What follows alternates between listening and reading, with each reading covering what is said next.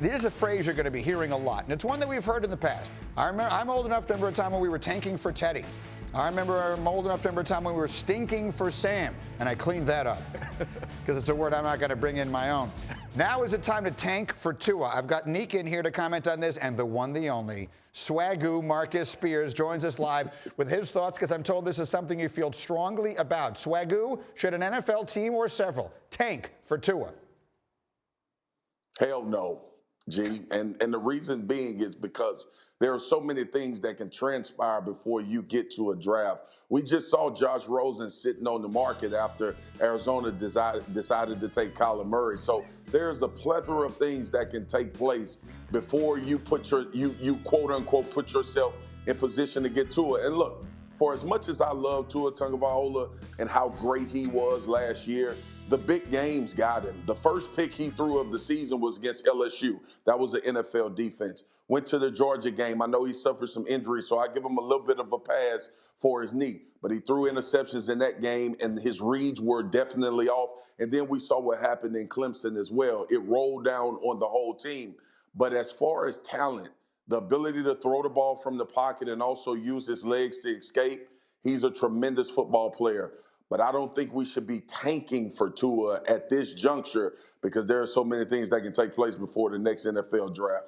I want to go deeper into that. And for those who don't know, Marcus, along with Laura Rutledge, does the SEC Nation show and covers the SEC for us every week. So you've probably seen every snap this kid has ever taken in his career.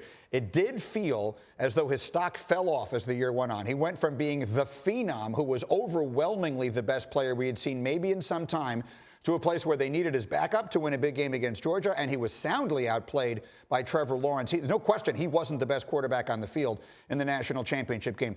Did his stock fall off in your eyes? I think his stock fell some, Greeny. Look, the tape, you know, and you've heard me say this 1,000 times, the tape is your resume.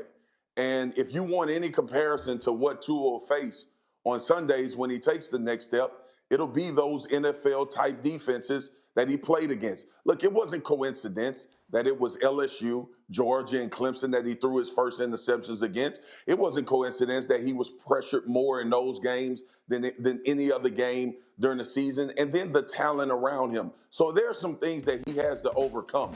And I don't want it to sound like I'm beating Tua up because Tua is definitely a top, if not the top two quarterback in college football this year, and he'll be a successful pro. It seems like you're saying that. It seems like you're saying that Tua is not worth tanking for, but do you think as a principle that you think that tanking is something that shouldn't be done in the NFL, or would you understand tanking for a player that you thought was more surefire? Like when Andrew Luck came out, they didn't necessarily tank, but they certainly weren't trying to win. This is my question I would pose to you, Dominique. Is Tua generational? Answering questions with a question. Is he a generational talent? I mean, I don't know how you define generational, but I think he will change the fortunes of a team for at least the next decade. If he gets on the roster, a good roster, I think that team becomes a competitor immediately. Well, you and I have seen what quarterbacks look like that take teams to the next level. Do I think Tua can do that? Absolutely. Do you tank for him? I don't know. When I think generational, I think of what Andrew Luck was. I think of what Trevor Lawrence is probably going to be when he leaves Clemson if he puts together another season. And I was out on him. Dominique, you can ask G. We had this conversation before the national championship. I have to see you thrive in the most pressure compact situations in order for me to believe that you can take that talent to the next level. The next level is different. And you know, you played in secondaries. You know guys are a lot faster. You know the dudes up front are a lot bigger and they get to the quarterback more frequently than the ones do in college. When you talk about tanking for a football player, when you talk about every fan in the stands disowning a franchise for an entire year, you better make sure that that player you're tanking for it's a risky game. Is going to immediately impact your organization. It's all about risk on the field and off, and that would be a risky move, but I think sometimes it's worth it.